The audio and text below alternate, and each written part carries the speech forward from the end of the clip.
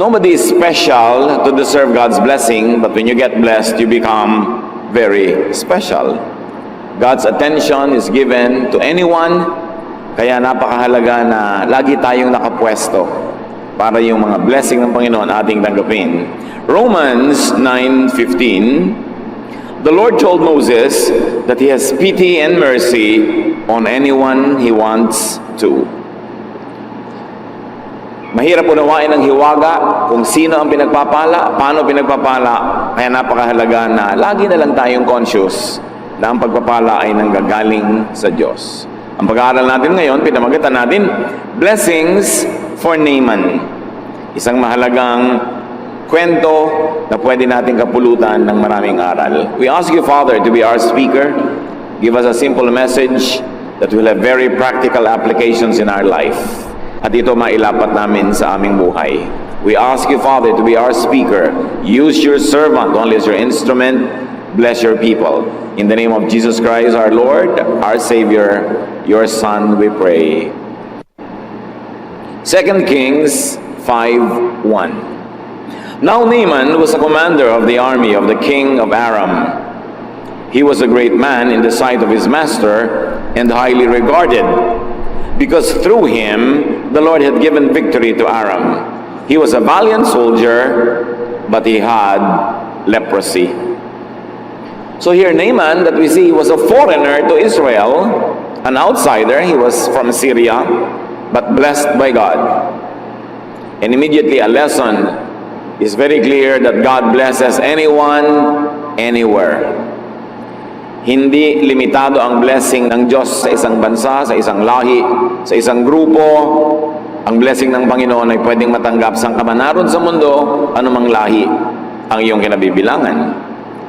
But though blessed, Naaman had leprosy, at the time a very misunderstood kind of disease, and it was incurable.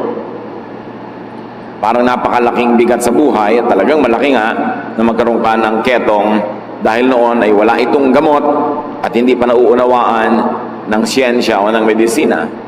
2 Kings 5:2-3. Now bands of raiders from Aram had gone out and had taken captive a young girl from Israel, and she served Naaman's wife. She said to her mistress, "If only my master would see the prophet who is in Samaria, he would cure him of his leprosy." So itong si Naaman ay general in the army of his king, the king of Aram. At malinaw sa Biblia na binigyan siya ng Diyos ng maraming tagumpay. At dahil sa kanyang mga tagumpay, lalo namang gumanda ang pagtingin sa kanya ng hari, everything was going his way except that he had leprosy. Then one day, ang kanilang mga sundalo ay may mga nahuling bihag.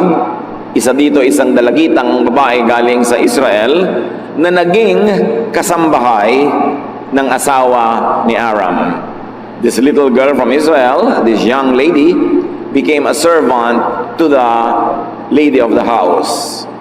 At sinabi niya, kung ito lamang pong si Sir Aram ay pupunta sa Israel, sa Samaria,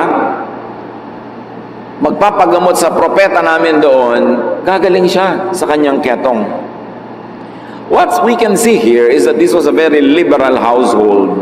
Though this was the house of a great man, a slave girl's advice could also be given and heard. In fact, this slave girl's advice would become another blessing in Aram and also very specifically in the life of Naaman. Blessed na nga siya, may madadagdag pang blessing dahil dito sa nabihag na dalagita na nagpayo, sana pumunta na lang doon sa propeta namin para gumaling ang sakit ng kanyang amo. Makikita natin na pwede palang magsalita ang mga katulong sa bahay na yon, pwede magpayo kahit sa kanilang mga amo. So we can see that this type of people, Naaman and his wife, were very good people. Pwede magsalita kahit mga katulong nila sa bahay. 2 Kings 5:4-5. Naaman went to his master and told him what the girl from Israel had said.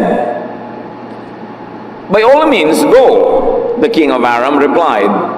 I will send a letter to the king of Israel.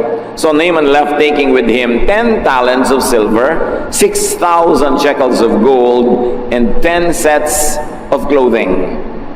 So from the slave girl, the idea to go to the prophet in Israel went to Naaman, her master, and Naaman brought the idea to his master, the king himself. And the king said, "Why not? Go! Papadalang kita, papabaunan pa kita ng sulat para lalo kang pansinin," because at the time, this kingdom was stronger than Israel. So papansinin ng hari ng Israel yung sulat ng hari ng Aram, at nagdala pa itong si Naaman ng pagkarami-raming kayamanan, regalo sa propeta. So another blessing came to Naaman's life. First, the advice of the young lady, the maid in the house. Now, the king's permission and even a letter. And then he brought gifts. 2 Kings 5, 6-7. The letter that he took to the king of Israel read, "With this letter, I am sending my servant Naaman to you so that you may cure him of his leprosy." As soon as the king of Israel read the letter, he tore his robes and said, "Am I God? Can I kill and bring back to life? Why does this fellow send someone to me to be cured of his leprosy? See how he is trying to pick a quarrel with me." Either there was a miscommunication, the king of Aram thought that the king of Israel was the one who had the power to heal, or it was just a general letter asking the king to move whoever was in his kingdom that could heal Naaman. But the king of Israel became afraid. Sabi niya, "Diyos ba ako? Bakit itong hari na to sa kabilang kingdom nagpapadala sa akin ng ganitong uri ng request na pagalingin ko itong leprosy ng kanyang tauhan? Sigurado humahanap yan ng away. Na pang hindi ko napagaling, magkakaroon siya na excuse para tagirahin at mananalo sila dahil mas malakas sila sa atin kesa ngayon." So it was one king's expectation and request that sounded like a demand, and another king's concern and fear. Pag merong miscommunication, laging maraming fear. Kaya dapat nagkakalinawan, ano ba talaga ibig mong sabihin? Ito ba talagang iniisip ko ang iniisip mo? So ninervyos na alarm itong hari ng Israel. 2 Kings 5:8. When Elisha, the man of God, heard that the king of Israel had torn his robes, and to tear one's robe means to mourn, magluksa, malungkot ng sobra, he sent him this message, "Why have you torn your robes? Have the man come to me, and he will know that there is a prophet in Israel." Iba talaga magsalita yung mga God-anointed prophets. Walang pangingimi kahit hari ang kausap. Sabi niya sa hari, bakit naman kailangan pang magdrama ka? Bakit kailangan mo pang pilas-pilasin yung mga suot mo? Ba't di mo nalang ipadala sa akin nang malaman niyang hari ng Aram na may propeta ang Diyos sa Israel? Malinaw yung statement, hindi yung hari ang gagamitin ng Diyos, yung propeta ang gagamitin niya. Sabi ni, very indirectly, sabi ni Elisha, nagkamali siya, ba't siya sa hari pumunta? Dapat sa akin. So, papuntahin mo na lang sa akin nang malaman nila na kumikilos ang Diyos sa Israel sa pamamagitan ng kanyang propeta. So, if we're going to trace the idea, it came from the Lord, of course, but it was, on human terms, from the slave girl. To Naaman, to the king of Aram, to the king of Israel, and now to the great prophet, Elisha. Ang layo ng narating ng idea. So, meron na namang isang blessing. Nakarating sa atensyon ng makapangyarihang propetang si Elisha ang problema ni Naaman, ang kanyang sakit na ketong. But we can learn something along the way. Do not inhibit a good idea, especially if it's godly, no matter who thought of it first. Kahit nakatulong, alipin, bihag ang nag-isip, if it's a good idea, it's a good idea, no matter who thought of it first. Hindi tayo ang may ideya, hindi tayo magkaka-credit, papatayin mo na yung idea. In fact, that idea came from God. We like to think that even the very reason why that girl was captured was to bring her to the household of Naaman to bless him. like Joseph was a slave in the house of Potiphar to bless the entire empire of Egypt. God could talk to, and God could send and use anyone. Kahit mga taong mukhang mababa ang kalagayan sa lipunan, kung gagamitin ng Diyos, magiging napakamakapangyarihang daluyan ng kanyang pagpapala. 2 Kings 5:9. So Naaman went with his horses and chariots and stopped at the door of Elisha's house. Ang lakas ng dating ni Naaman. Nung dumating siya sa palasyo ng hari ng Israel, bagay yung kanyang retinue, ang kanyang mga wangwang, ang kanyang mga escort, ang mga kabayuhan. Pero nung pumunta siya sa bahay ng propeta, a very humble house, mukhang OA ang dating niya. Hindi bagay itrato ng mga political and military leaders ang mga servants of God that way. Ang lakas ng dating. So bibilhin ba ni Elisha ang drama nitong si Naaman na ang lakas ng dating? 2 Kings 5:10, Elisha sent a messenger to say to him, "Go, wash yourself 7 times in the Jordan, and your flesh will be restored, and you will be cleansed." Hindi hinarap ng propeta ang dumating na bisita. Hindi siya tuminag sa kanyang kinalalagyan, pinalabas niya ng bahay ang isa niyang katulong at sinabi dun sa dumating, "Alam na po kung anong pakay nyo, ang payo, pumunta kayo sa river ng Jordan at ilublob nyo ang inyong sarili 7 beses. Bilangin nyo, lublob, ahon, 7 beses. Gagaling ang inyong mga sakit na yan, kayo'y malilinis." Ikatutuwa kaya ni Naaman ang ganong payo. So in other words, dined man ng prophet yung pomp and pageantry ni Naaman. The prophet was not amused. The prophet was not impressed with the show of force. After all, the show of force is empty, because if he was really powerful, he would not be there seeking the ministration of the prophet. So dapat inilagay niya ang sarili niya sa tamang lugar. Spiritual people should not be too impressed with power or wealth. And this is one of the measures that you can see how spiritual people are. How they not get too impressed with wealth or power. Because they are tuned in to another dimension, to another power, to another vision, to another world view. 2 Kings 5:11. But Naaman went away angry and said, "I thought that he would surely come out to meet me, stand and call on the name of the Lord his God, wave his hand over the spot, and cure me of my leprosy." This was the way of the pagan priests. Ang inaasahan ni Naaman, isang magandang show. Sabi niya, yun lang. Di ba niya kilala kung sino ako? Ang lumabas lang dito sa akin katulong para sabihin lang maglublob ako sa ilog nila. Hindi man lang siya lumabas. Ang inaasahan ko, lalabas siya. Titindig siya ng buong tikas at buong lakas siyang tatawag sa kanyang Diyos. Iwawagayway niya ang kanyang kamay, and instantly gagaling ako. Yun ang mga drama kasi ng mga pagan priests na nakasanayan itong si Naaman. Hindi niya alam yung understated style of really spiritual people. Hindi niya nagustuhan na hindi siya hinarap. 2 Kings 5:12, "Are not Abana and Pharpar, the rivers of Damascus, better than all the waters of Israel?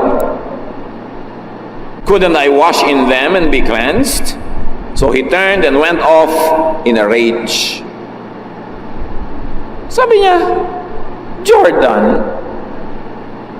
ilog ba ang tawag mo dyan sa kaprasong kanal na yan? At talaga naman, kung i-compare nyo ang Jordan sa mga ilog ng Damascus, para lang talagang maliit na kanal, puro paputik. Alam nyo ba, pag tumungtong ka sa Jordan, aahon yung katakot-takot na putik.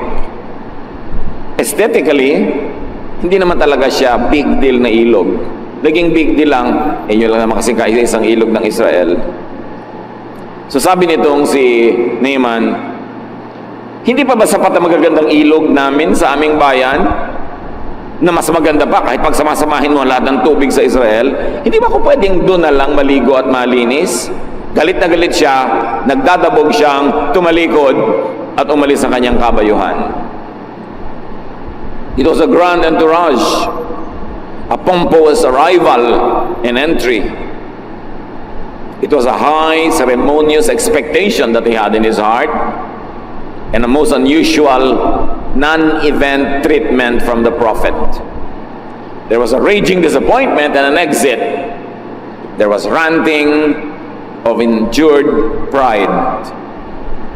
Naturally, if you're used to attention, especially to earthly, worldly attention, you would want to expect that from everybody, but never expect it from spiritual people. Not that they are snobbish, it's just that they are not impressed. Because they are tuned in to other things that are spiritual.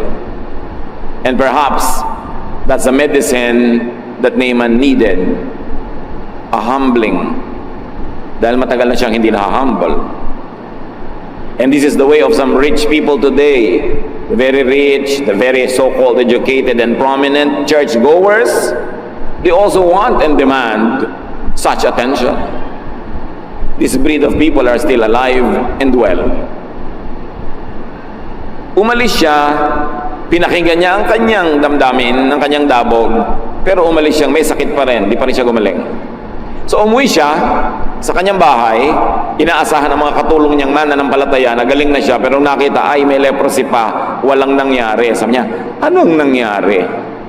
2 Kings 5:13, Naaman's servants went to him and said, "My father, if the prophet had told you to do some great thing, would you not have done it? How much more then when he tells you, wash and be cleansed?" Again, these servants had the freedom to speak out. And it is to your credit if people under you can speak out. Especially if they can speak out for your well-being. Sabi niya, "Tatay, kung yung pong propeta may ipinagawa sa inyong mas mahirap, di ba para gumaling kayo, gagawin nyo? Kung ipinahuli sa inyong ibong Adarna, baka hulihin nyo talaga. Kung ipinasisid sa inyo ang dagat, kung ipinasakop sa inyo ang lahat ng mga kaharian dyan, gagawin nyo. Tapos maglublob lang sa ilog, di nyo pa sinunod. Gaano ba naman kahirap yon?" Naaman was too great to be blessed. No one can be too small to be blessed, but some people are too big to be blessed. At yun ang attitude ni Naaman. So here comes another common advice, another common sense from very common people that many people of high stature miss. Sabi niya, ba't di na lang yung sinunod? Madali namang gawin. Madali sa mapagpakumbaba, pero hindi madali sa may yabang at angas sa buhay. Una, nainis na siya na hindi siya hinarap. Katulong lang humarap sa kanya, hindi niya opposite number. Pagkatapos, ang liit-liit ng ilog, parang ganun lang. Hindi ba ako magmumukhang nauto? Mukha naman akong chip na susundin ko yan, yun lang. Hindi tuloy siya gumaling. Pero nung payuhan siya na kanyang makatulong, pati nyo na lang gawin. Ito talaga, hanap naman kayo ng kagalingan. 2 Kings 5:14, so he went down and dipped himself into Jordan 7 times, as the man of God had told him, and his flesh was restored and became clean like that of a young boy. So malinaw na Diyos ang nagpagaling. Not because of the river, not because of the grandness or beauty of the river. In fact, he was healed in spite of the river. Kung papagalingin tayo ng Panginoon, meron ba naman siyang papayagang umagaw ng kanyang kalwalhatian? Baka mapagkamalan mo pa yung magagandang bato, yung malinis na tubig, yung magandang lugar ang nagpagaling sa iyo at makalimutan mo ang Diyos. Kaya kinailangan isang simpleng lugar, isang napakasimpleng maliit na ilog para malaman mong hindi naman talaga yung ilog ang nagpapagaling. Humble deference to and obedience to wisdom yielded a great result. Healing at may bonus, youthful looks. Hindi lang siya gumaling, nagmukhang bata pa. Humility pala ang gamot. At kung humility ang gamot, alam nyo kung ano ang sakit. Sabihin nyo sa katabi nyo kung ano yung sakit. Pride, di ba? Ang sakit pala ni Naaman, pride. Kaya ang sagot ng prophet, dinedma siya. Kasi kung inestima mo yon, nagkandara pa ka, lalong yayabang. Hindi naman sa minaliit siya o minalang kwenta, pero ang kailangan niya, humbling eh. Yun ang gamot na kailangan niya. Kaya pala siya pinalulubog 7 beses, ba't hindi na lang 1 beses? Di ba kailangan humble ka para lubog-lutang ka doon? Kailangan may humility ka. Para kang batang sumunod na lang. But unless you had a childlike faith, you will never really receive much from God. As soon as he listened to the advice of his servants and did such a humbling thing as dipped 7 times in that muddy river, he got healed. It's the Lord, not the river, that healed him. So huwag kayong magpadala sa mga racket ng mga deboting tubig na galing sa Jordan. Mga deboteng langis na galing sa Holy Land. Anong holy doon? May holy bang land? Land cannot be holy because land is non-living and only the living are capable of righteousness or sinfulness. Walang holy land. Gimmick lang yan ng tourism. But if you like to visit for the historical value, good. Pero huwag kayong papauto na holy land. Magpe-pray ka sa Garden of Gethsemane. Sa garden nyo rin na puro makahiya at okra, nandun din ang Diyos. Hindi nyo kailangan pumunta doon para mag-pray. Pero kung gusto nyo makita, not bad. Pero kayong pauto sa mga holy land, holy oil, holy water. Walang ganun. Ang Diyos ang nagpapagaling. Kaya nga, pagka rumi-rumit, maputik na tubig pa yung ginamit eh. 2 Kings 5:15. Then Naaman and all his attendants went back to the man of God. He stood before him and said, "Now I know that there is no God in all the world except in Israel. So please accept a gift from your servant." Mula sa bahay, nagpunta sa ilog ito, malayo yon ha. Naglubog-lubog siya doon at nung gumaling, hindi mo na umuwi, tumuloy sa bahay ng propeta minus the pomp and pageantry. This time, bumaba na siya sa kanyang kabayo, tumindig siya sa harap ng bahay ng propeta hanggang nilabas siya. May natutunan si Naaman. Dapat mong ilugar ang sarili mo before the man of God. Huwag kang magyabang dyan. Dahil hindi naman ikaw yung man of God, siya. At siya nga, hindi mayabang eh. So humility, recognition, and gratitude ang nakita natin na isinunod na ginawa nitong si Naaman. A clear expression of thankfulness, he brought a lot of gifts. Kailangan, yung pagtingin sa ilog na to should not be a source of misplaced national pride. Hindi dahil sa Israel nangyari yon, hindi dahil sa ilog na yon, kundi dahil sa Diyos. Dahil alam nyo, nung panahon na yon, napakaraming may ketong sa Israel, walang pinagalingang Diyos ni isa. Sa katunayan, sabi sa 2 Kings 5:16, the prophet answered, "As surely as the Lord lives, whom I serve, I will not accept the thing." And even though Naaman urged him, he refused. Hindi tinanggap ng propeta ang mga regalo. It was a dignified and polite refusal befitting an anointed prophet. But you should take note that Elijah's refusal must have had a context. Siguro may dahilan na hindi natin alam, hindi na ipinaliwanag sa Biblia, may dahilan. Baka yumabang na naman tong Naaman pag tinanggapan mo ng regalo. Pag yumabang siya, baka bumalik yung ketong niya. Kasi yung pala ang gamot sa ketong niya, humility. Pagka na naman tinanggapan, baka lumaki ulo. Marami kasi nagre-regalo, pero pag tinanggap mo, para ka na niyang property dahil naregaluhan ka na. Pagka ganun, huwag mong tanggapan dahil may strings attached. Elijah's refusal is not to be considered to be an be-all template for all situations. There are gifts coming from grateful hearts and humble behavior that are good to be received. Pero dapat discerning ka. Kumisan yung gifts kasi binibili mo na yung tao. Nabigyan mo lang, tinanggapan ka lang, kala mo ka na kung sino mag-demand. Yun ang hindi dapat tinatanggapan ng gifts. So ayaw tanggapin ng propeta yung mga regalo. After all, hindi naman niya kailangan. Simple lang ang buhay niya. So hindi niya kailangan yung mga ginto na yon, yung mga damit na yon. Hindi naman siya maraming mga events sa kailangan niya yon. So hindi niya tinanggap. 2 Kings 5:17, if you will not, meaning if you will not receive these gifts, said Naaman, please let me, your servant, naku, siya na ngayon ang servant ng prophet, marunong nang siyang lumugar ngayon. Please let me, your servant, be given as much earth as a pair of mules can carry, for your servant will never again make burnt offerings and sacrifices to any other god but the Lord. Well-traveled itong si Naaman, exposed siya sa maraming religions, exposed siya sa maraming philosophies, pero ngayon lang siya gumaling from his leprosy. Mayroon siyang napatunayan. Sabi niya, kung hindi niyo tatanggapin ang regalo ko, ako ang may hihingin. Bigyan niyo ko ng lupa, kakalkaling ko mula dito sa lugar na ito, na kayang dalhin ng 2 buriko.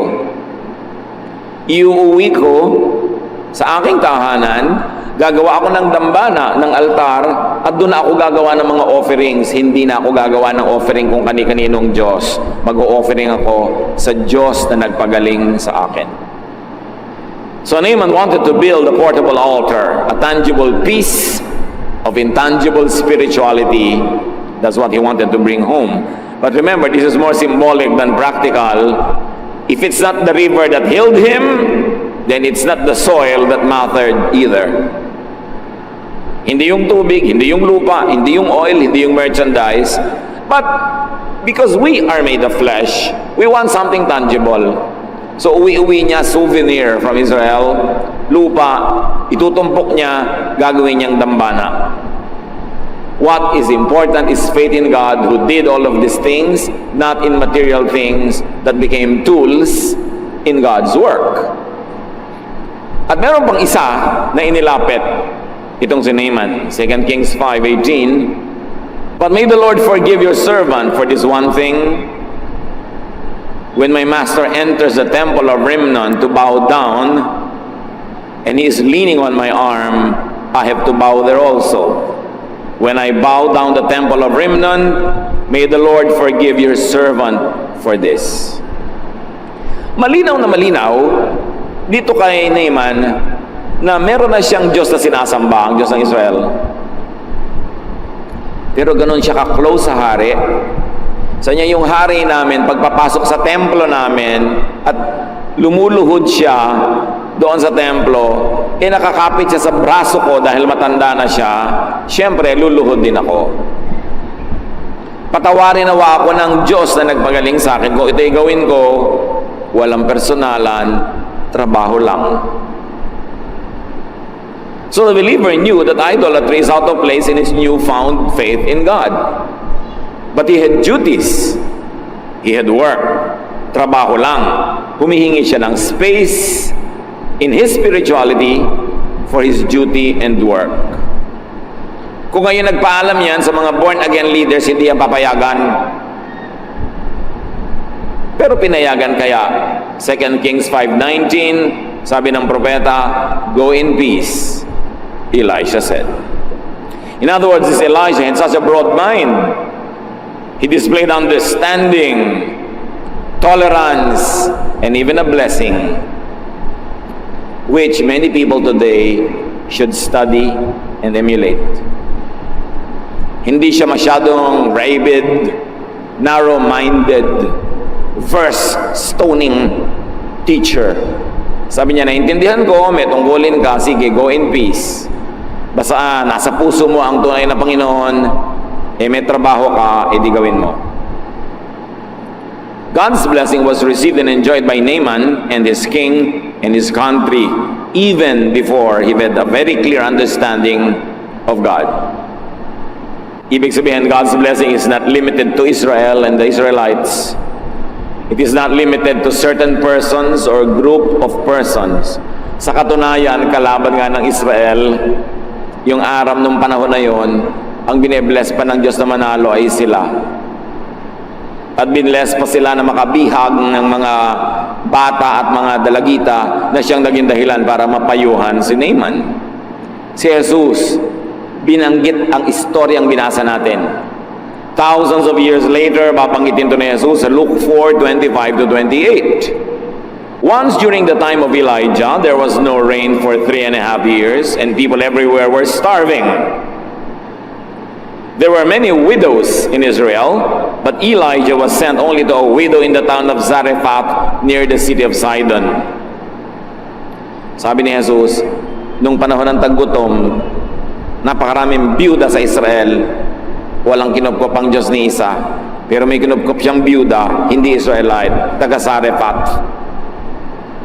And verse 27, during the time of the prophet Elisha, yung binasa natin ngayon, many men in Israel had leprosy, but no one was healed except Naaman who lived in Syria. When the people in the meeting place heard Jesus say this, they became so angry.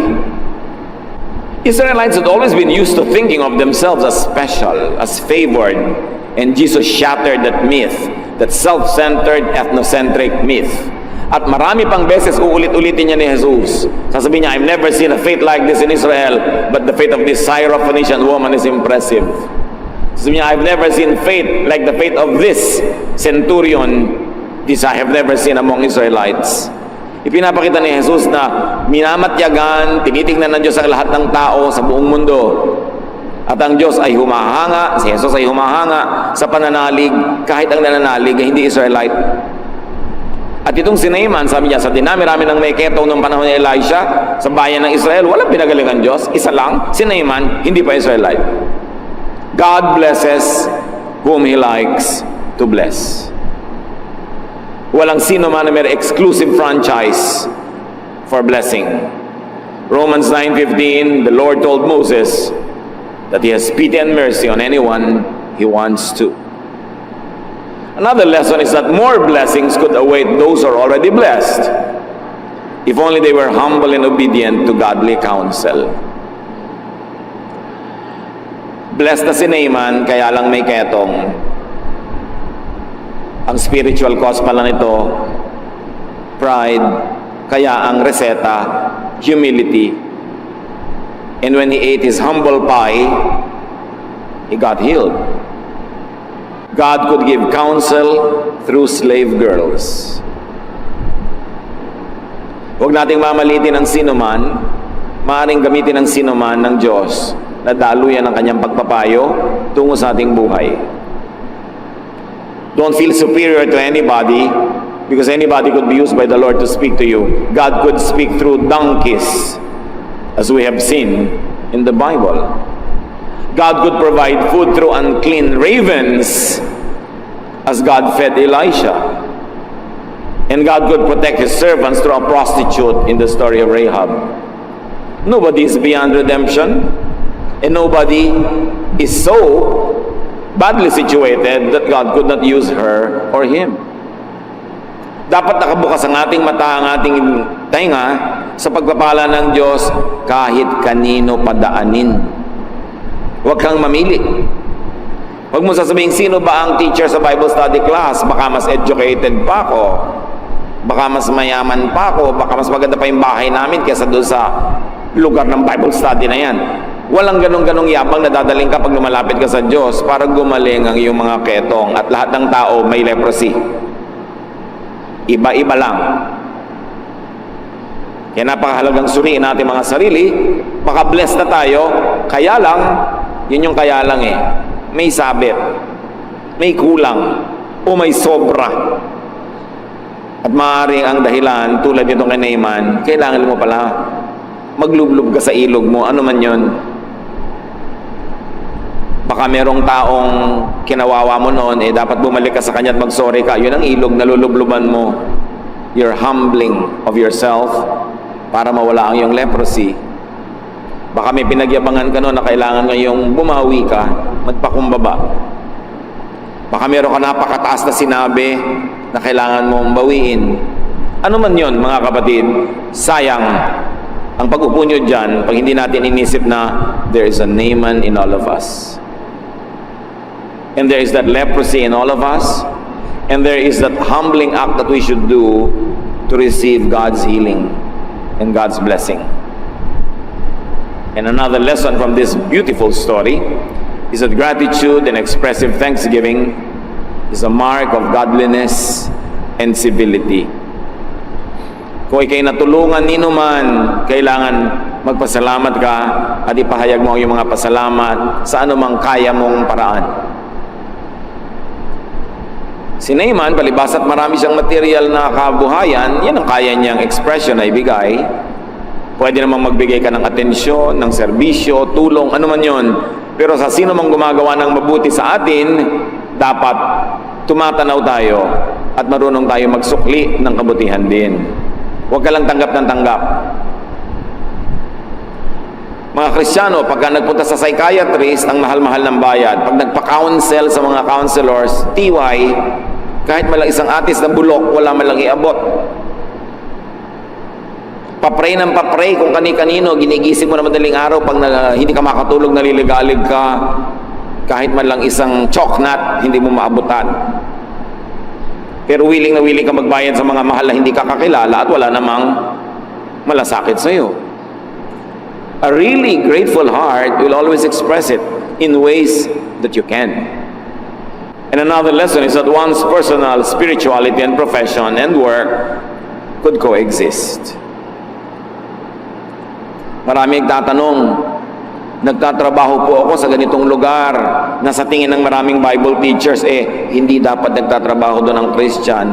Yun lang po ang trabaho ko ngayon. Nakilala ko po ang Panginoon, nagkaroon ng spirituality. Anong gagawin ko sa buhay?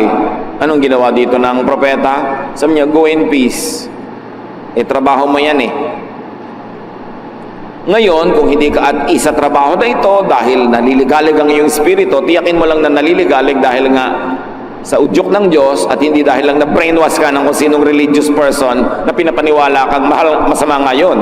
Baka naman siya lang may ideya at hindi ang Diyos. Pero kung sakali nga nalabag sa pagiging maka-Diyos yung ginagawa mo, hindi maghanap ka ng iba, pero habang hindi ka pa nakakahanap, lalo't may pananagutan ka sa buhay, may mga pinapakain ka, sabi ng propeta, go in peace. Walang personalan, trabaho lang. Maluwag ang Diyos nami-mispackage lang siya and misrepresented ng mga mahihigpit na religious leaders. Pero kung ang Diyos talaga ang pupuntahan mo at yung mga propetang tunay, you will fall in love with God. Kasi ang bait-bait. Ang luwag-luwag kasama, hindi nakakasakal. Pag nakakasakal, hindi yun galing sa Diyos. Kasi hindi naman bumaba si Jesus sa lupa para kasakalin. Alam nga naman ang mission niya, manakal. So pag ang feeling mo nasasakal ka, there's something wrong. Either with the teaching or with the interpretation. If you have conflicts in your mind about your profession and your spirituality, at least in and as a transition period, stay there until you find a better job.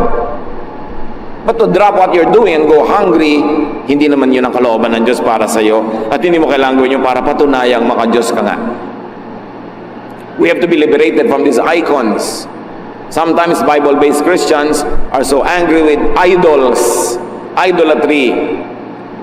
Yung mga idols made of wood, of stone, of steel, of whatever. But Bible-based Christians also have many idols. And what are these? Theologies that misrepresent God. Theologies that do not present the true image of God, but shows only the interpretation of the religious.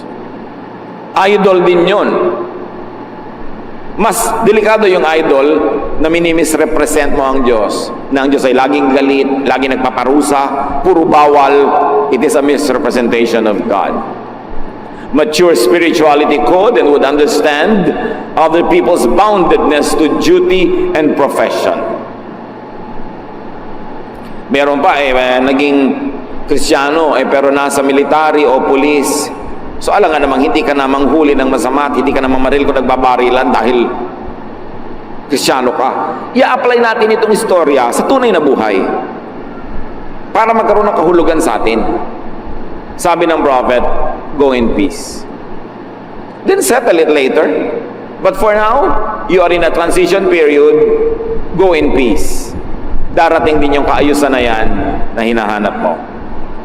Mature spirituality could and would be tolerant of people's realities and even beliefs. You don't walk into people's lives and rearrange them the way your religion tells you to.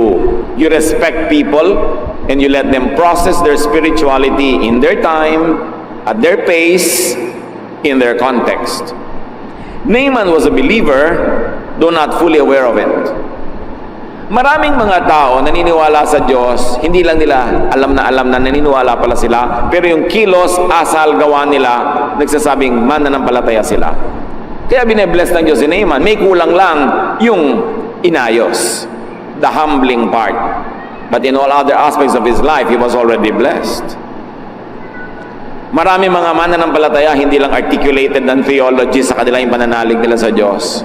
At kadalasan makikita nyo sa Biblia, dinadala sila ng Diyos sa mga taong makakapagpaliwanag ng kanilang isip at makakapag-fine-tune ng kanilang pananalig. Ginawa niya yan kay Cornelius, ginawa niya yan sa Roman Centurion, at ginagawa ng Panginoon sa sino man na meron ng likas na pananalig sa Kanya, inilalapit niya lalo sa Kanya at gumagamit siya ng mga instrumento. What is your leprosy that could be healed by listening to a humble person's advice, that could be healed by humbling yourself and by dipping in your own Jordan River?